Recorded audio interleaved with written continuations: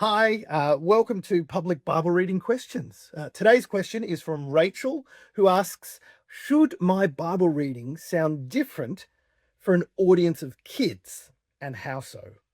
Um, this question reminds me of a story. Many years ago, I was invited to a school, a primary school, to present a memorized performance of the Christmas story from Matthew, and a larger section of Matthew, not just the birth narrative, but also the wise men coming and the King Herod killing the innocents, the death of the innocents story, which is pretty heavy and dramatic.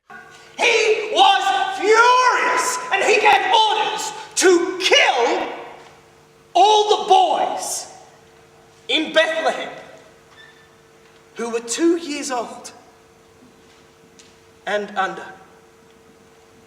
I performed this for the grade 5s and 6s, and then they moved them out, and the new kids came in, and they were the grades, I think 2, 3s, and 4, or 4, 3, 4s, and 5s, or something like that. I can't remember exactly the breakup, but it got to the last group was about to come in, and they were the preps and grade 1s. And I remember a teacher came up to me who had been there watching the last two, and she went, "You're not going to include the slaughter of the the children, are you, in this bit?" As if I would edit the text because now we've got children in the room. And I said, no, of course I will. Of course I'll include that, but don't worry, I'll say it in a way that's appropriate for the kids. And so I did so. I said it in a way that maybe didn't make the death of the children too graphic an image for them, or things like that. And so it's the point of that is that you don't change your text for your audience, but you do think about how they might receive it, and you change the way you say it. As Rachel asked, you change the way it sounds. So the goal of good Bible reading is communication God's word, communicating God's word faithfully. So you think about how it should be read and what it means, and you want to speak clearly, but you don't just want your words to be clear, you want it to be received clearly. So you think about how your audience might receive it.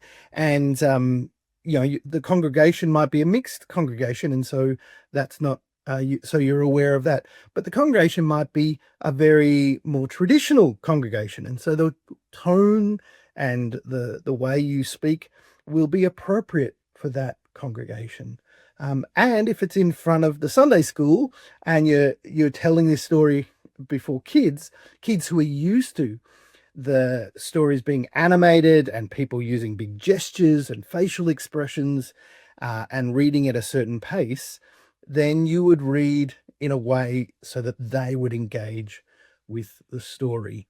The most obvious example of how we might do this is if you were reading to a non-English speaking congregation and you were English, or you were speaking in English, you would get an interpreter. It's no point you speaking as clearly as you want if no one can understand what you're saying.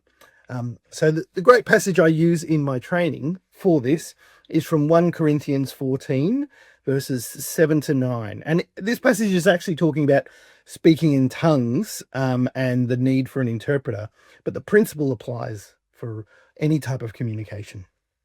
It says, even in the case of lifeless things that make sounds, such as the pipe or harp, how will anyone know what tune is being played unless there is a distinction in the notes? Again, if the trumpet does not sound a clear call, who will get ready for battle?